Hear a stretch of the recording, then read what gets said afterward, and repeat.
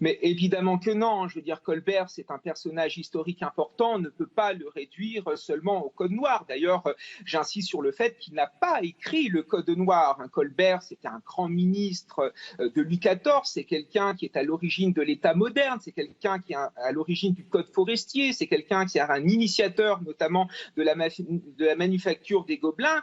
Et c'est tout cela que l'on salue à travers Colbert. Si il y a une statue Colbert devant l'Assemblée nationale, en fait, on honore le serviteur de l'État français. Ce n'est pas autre chose. Et voir à travers cette statue, notamment une glorification de l'esclavage, est évidemment ridicule. La vérité, c'est que tous ces militants qui réclament cela n'ont, je le répète, qu'une seule volonté: s'en prendre à l'identité française, parce qu'ils n'aiment pas ce qu'est la France. On est véritablement dans l'envie de remplacer une culture par une autre, et c'est dramatique. Et moi, j'insiste beaucoup, si vous voulez, sur le mouvement antiraciste. Enfin, moi, je trouve ça scandaleux. Ces gens prétendent lutter contre le racisme alors qu'ils ne font finalement que promouvoir la distinction des races. Enfin, c'est horrible. Nous sommes français, nous sommes unis autour d'une histoire, nous sommes unis autour de valeurs, des valeurs républicaines. Et moi, je n'accepte pas que des gens salissent notre histoire.